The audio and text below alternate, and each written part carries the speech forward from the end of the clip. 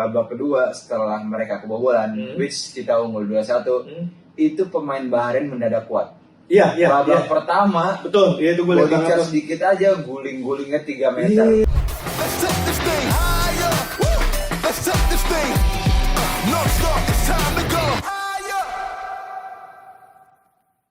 Selamat pagi, selamat siang, dan selamat malam untuk sobat SSB dimanapun kalian berada.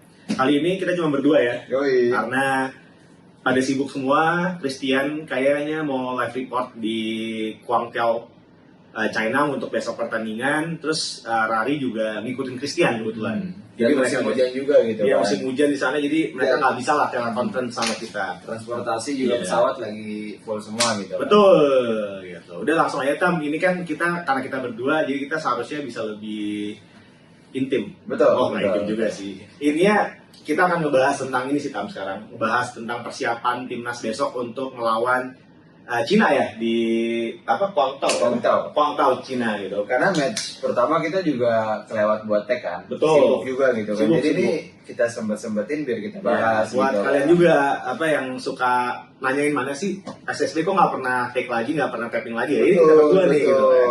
Karena emang lagi sibuk nih semuanya. Betul. Anyway Tam, sebelum kita masuk ke topik pembahasan kita, lo ngeliat match kemarin gimana tuh Indonesia lawan Bahrain? Bahrain Indonesia ya. Menurut gua di babak pertama Indonesia masih agak kesulitan sih buat ngeladenin gaya permainannya Bahrain gitu yang kita tahu dengan negatif footballnya mereka gitu kan. Tapi di babak kedua Indonesia bisa mulai keluar dari tekanan gaya permainannya Bahrain gitu. Jadi secara overall gue cukup puas walaupun diakhiri dengan keputusan wasit yang bukan sedikit banyak lah itu. Banyak. Sepanjang pertandingan juga sangat lebih pro ke Bahrain pasti gitu. lah. Tapi secara taktik ya babak kedua gue rasa taktik STY udah berjalan semua. Soalnya kalau gue lihat dari babak pertama kita tuh sama sekali jarang megang bola. Betul.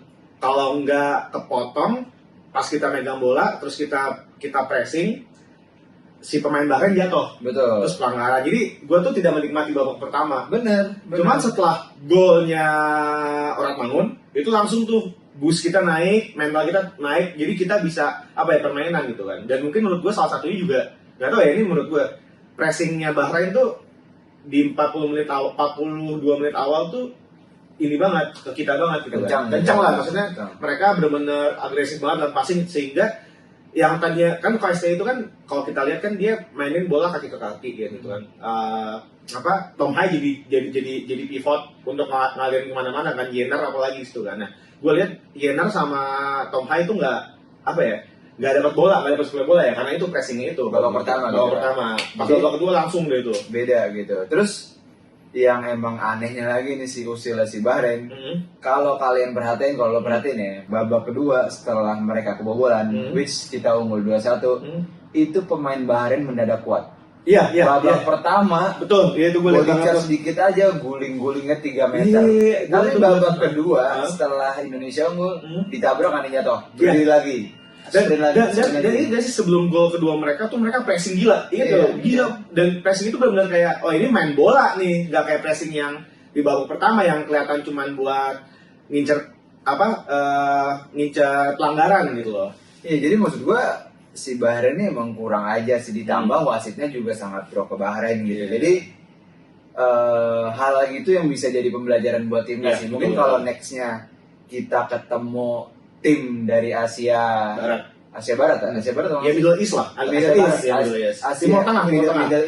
Timur Tengah, kita harus siap dengan gaya permainan kayak gitu loh. Jadi ini kayak pembelajaran aja sih buat kita. Iya, gue juga setuju. Makanya gue tuh suka banget kemarin kan pas rame-rame segala macam kan, semua komentar, terus beberapa pandit lah, seperti komentar segala macam, dan gue setuju gitu. Satu-satunya cara untuk melawan tim seperti itu adalah dengan mencetak gol banyak. Benar. Ya kan, makanya kalau kalian lihat, kalau juga lihat kan presentase bisa kayak Jepang lawan kayak negara kayak Arab atau Bahrain, nah itu mereka incar gol sebanyak mungkin, efektif mainnya gitu kan. Kayak Jepang lawan Bahrain, gue coba lihat, gue nggak nonton match penuh, cuman gue ngeliat beberapa cuplikannya, dan itu benar, mereka tuh peluang tuh pasti ke gawang lah. Hmm. Jadi ya efektif menurut gue gitu. Iya, makanya sisi pembelajaran hal lain yang bisa dipetik dari pertandingan kemarin tuh memang wasit nggak bisa kita kontrol Betul, gitu betul. kan. Tapi yang bisa kita kontrol sebagai pemain timnas, ketika lo nyerang dan lo ketika ada kesempatan lo harus buat itu jadi gol. Karena Betul. ketika lo bisa kill the game, hal-hal yang tidak diinginkan kayak kejebolan di menit akhir yang Iya, kayak kemarin. itu kita tetap bisa bawa Iya. pulang poin. Nah, itu makanya bener-bener kill the game tuh penting banget gitu kan. Ya kan kalau udah 2-1 Ernest jadi 3 lah. Iya. Iya kan bener. Karena kemarin 2 peluang emas bisa jadi 3 loh, dari Ragnar Hmm. yang udah maju ke depan dia nggak dapat support, jadi dia akhirnya oper ke belakang lagi, sama Witan ya yang dijatuhin, Witan apa Marcelo yang dijatuhin di kotak penalti yang Witan Witan ya, yang cek VAR itu kan. yang ada cek VAR itu 2 peluang yang menurut gua kalau kita bisa masuk, even though kita kebobolan di akhir, kita tetap Iya, pulang buat 3 poin. pasti lah itulah. Makanya sih kita di sini nggak mau marah-marah ya. Tapi Kayak- kita lebih jadi pembelajaran aja pembelajaran gitu. aja. Tapi Cuman- kita sudah siap move on ya. Betul. Dan gue emang, tapi gue marah-marah udah kelar. Enggak sih, sebenarnya gue marah-marah belum kelar. Dari Jumat kemarin tuh kan gitu. Tapi ya udah lah. anjir. Udah kita lah. Gila lo. Itulah. Iya. Ya gitu-gitulah intinya. Anyway, kita udah move on, kita harus ngomongin masalah nanti ke depan. Cina nih. Hamin 1 Tiongkok loh. ya. Tiongkok Hamin 1 nih. By the time video ini rilis, malamnya main, insya Allah. Betul, Iya betul. kan? Jadi video ini mulai bisa ditonton mulai Selasa pagi. ini Selasa buat pagi. teman-teman Nah, ya. kalau lu lihat Hitam, lawan Tiongkok nih gimana sih? Apakah STY akan, menurut lu akan pakai formasi yang kemarin dengan taktik yang sama, knowing Tiongkok itu tidak tidak senegatif negara-negara Asia Barat atau Middle East, atau gimana menurut lu? Menurut gua dari persiapan timnas dan Cinanya dulu kali ya. Iya. Maksud gua kalau dari persiapan sepenglihatan gua timnas tuh lebih punya poin positifnya dibanding Cina. Kenapa? Karena kita tahu timnas lebih duluan sampai juga. Betul lah, itu Cina. menurut gua agak tolol sih, Sailornya tolol gitu loh. Iya, maksud gua kita punya ekstra 1 hari Mhm. recovery yang lebih Mhm. lama dibanding Cina yang harus pulang dari Australia, long flightnya lebih 18 panjang jam. gitu, 18 jam gitu. Jadi dari segi fisik itu gua rasa kita udah menang 1 poin Iya. gitu dari segi fisik. Bahkan kan gue lihat kan masih bisa jalan kan malam minggu. Benar-benar dia kan tuh sampai kan hari Jumat. Jumat. Hari Sabtu itu latihan Free time kayaknya. enggak, hari Pagi ya? Sabtu dibagi 2 latihannya. Yang main waktu pas di Bahrain itu cuma latihan di gym, tapi yang nggak main latihan di lapangan. Oke. Nah hari Minggunya baru mereka ada yang ke mall-mall itu, Oh, iya, baru iya. malamnya mereka latihan semua di lapangan. Oh, Jadi iya.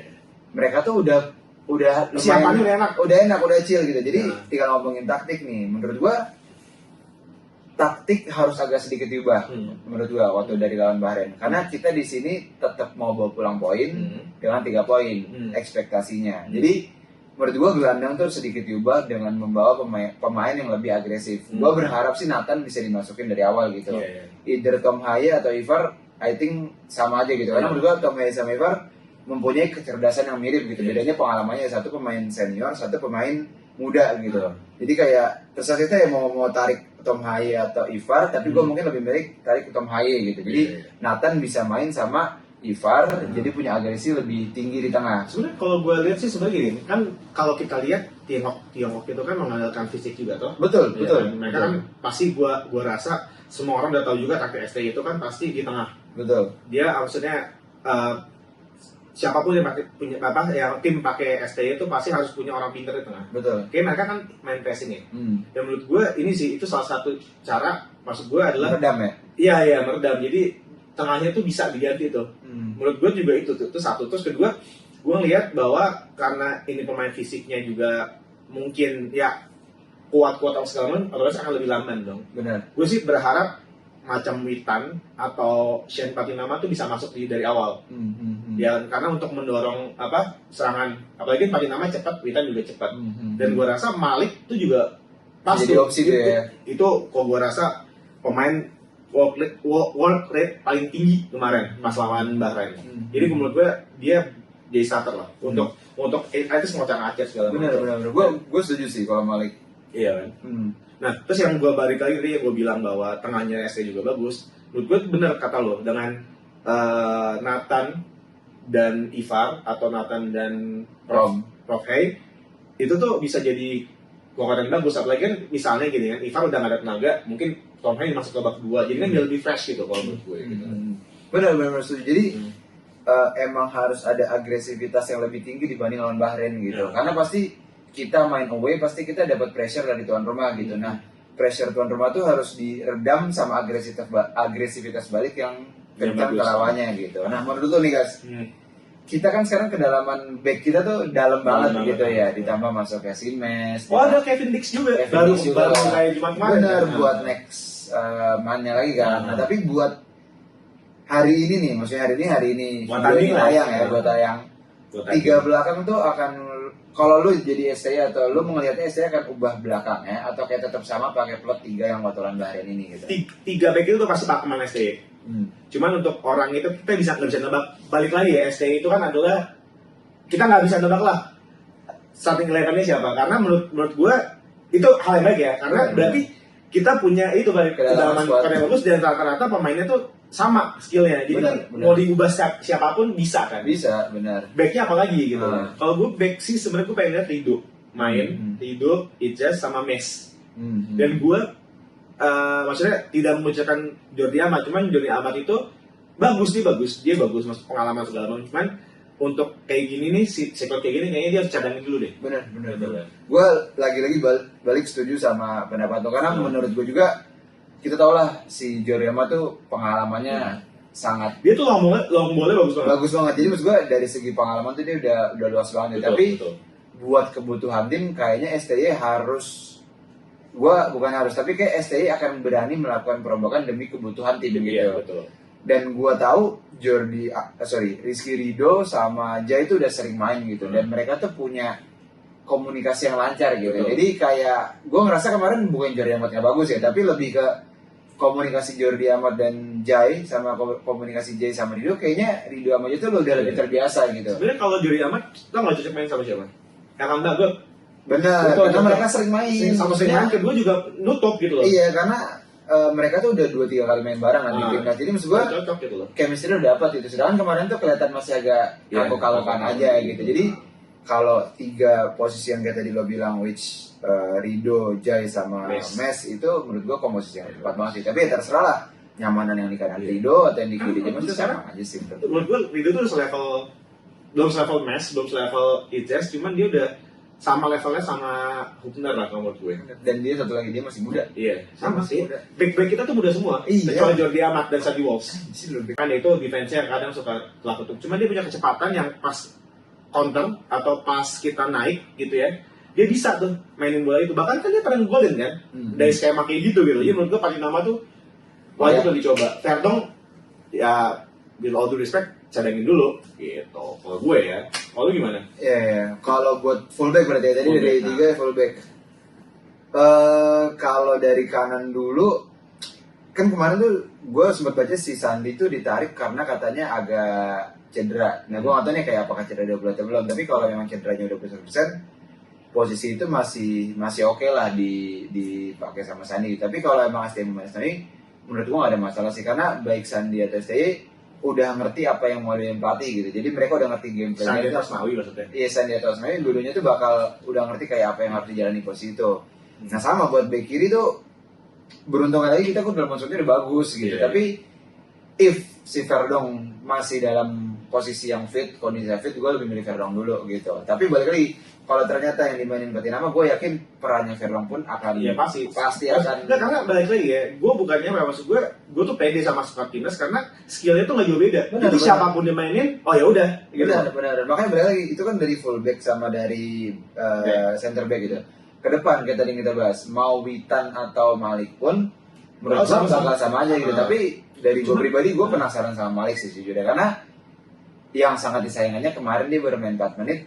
Iya, bocor. Walaupun nggak jadi 4 menit, semenit ya. Ya maksudnya belum 5 menit udah bocor. Maksud gue, ya memang pas main dia nggak kerasa sih, itu kan adrenalin kan. Kalau mainnya adrenalin nggak kerasa kan. Tapi pas udahannya tuh akhirnya kan merasa sakit. Jadi mungkin dia nggak bisa semaksimal itu. Walaupun kemarin dia udah semaksimal itu. Gitu. Jadi menurut gue Malik nih patut dimainkan dan dipertimbangkan lagi. Kalau gue lebih pengen coba lihat, enggak, gue cek dulu tahu ini. Jadi kita cek aja, soalnya kita nih lagi kekurangan tim ya, makanya jadi kayak cek manual dulu. Tapi bisa dipotong sama sini. Bisa dipotong, cuma biar natural aja gitu. Oke.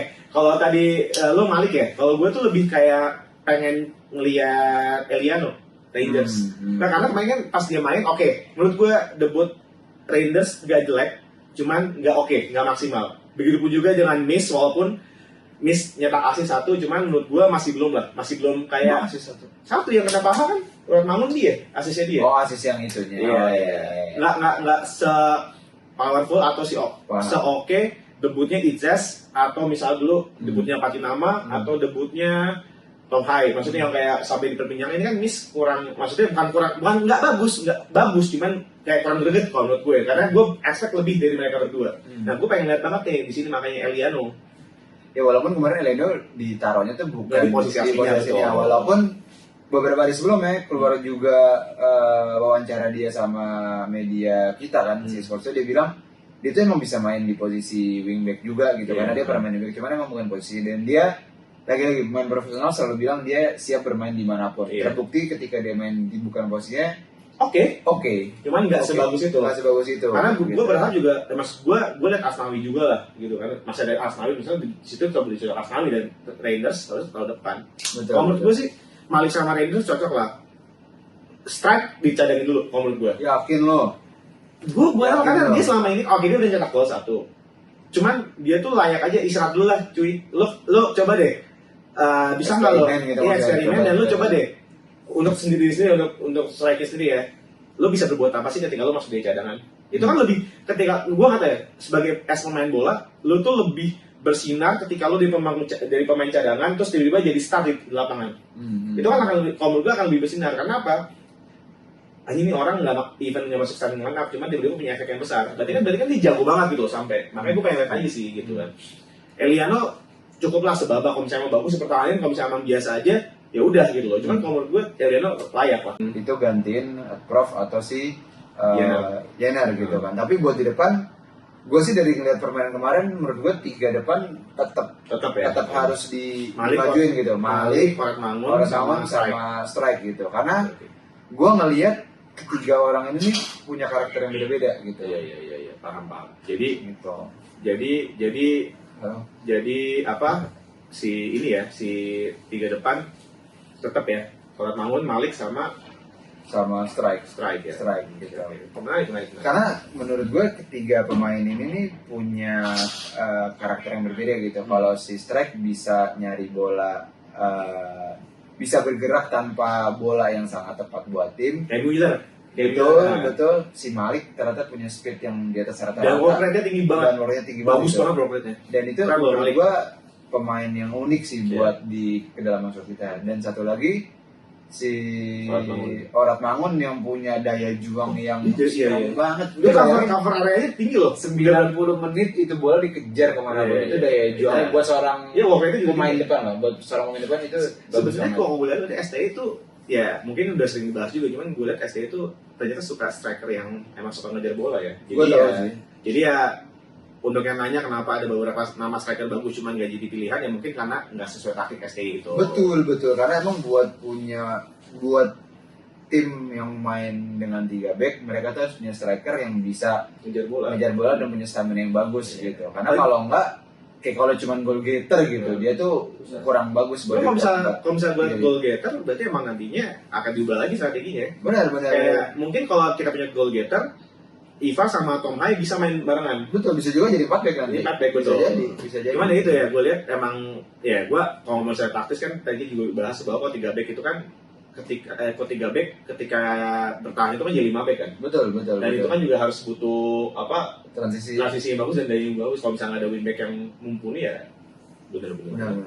Gitu. Jadi prediksi skor gimana nih sebelum kita tutup dan berangkat ke Cina nih? Kalau gue sih, gue nggak cenayang dan gue bukan paranormal, jadi gue berharap menang aja.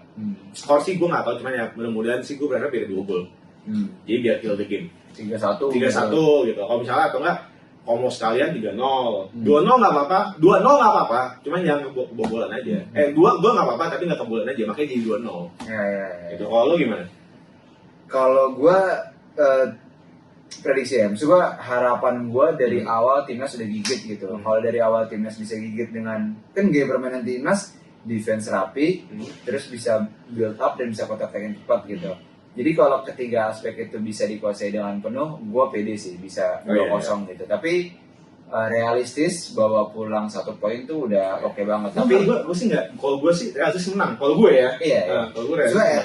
Itu realistis menang. Kalau gue realistis gue bisa bawa pulang 1 poin, main away itu udah bagus banget. Tapi kalau Indonesia bisa gigit dari awal menit bermain kayak defense-nya bagus, ball position-nya bagus, terus counter attack-nya clinical, itu 2-0 gua rasa hal yang sangat mudah gitu buat Indonesia. Tapi kalau Indonesia dari awal udah too much pressure yang defense-nya kurang komunikasi atau transisi ke pertahanannya kurang, ya itu agak berat gitu. Jadi bawa pulang 1 poin udah bagus. Tapi kalau ketiga aspek itu bisa dikuasain secara maksimal dari awal, 2-0 hal yang mudah sih buat Indonesia menurut gua. Oke, mudah-mudahan ya kita bisa menang. Betul. Mudah-mudahan juga timnas bisa bawa pulang poin penuh, 4 poin total, 4 poin, jadi kita bisa menangkal sedikit. Betul. At least kita di peringkat 4 ya. Betul. Tapi kalau itu juga tergantung sama yang hasil lain. Kita bisa peringkat kedua asal Arab ngalahin Arab sama Bahrain seri ya. Gue lupa deh pokoknya. Ada hitung-hitungannya nanti Christian ya. Kita suruh ngitung ya. Gitu aja. Siapa yang golin kira-kira satu? Gue sebut. Orang Mangun gue. Karena gue yakin Malik gue nggak tahu kenapa. Lo? Gue Ragnar juga sih. Iya. Nggak tahu kenapa Ragnar the best sih. Work rate-nya the best sih. Iya makanya. Ya itu aja dari kita ya. Oke. Bye. Thank you. Thank you for watching.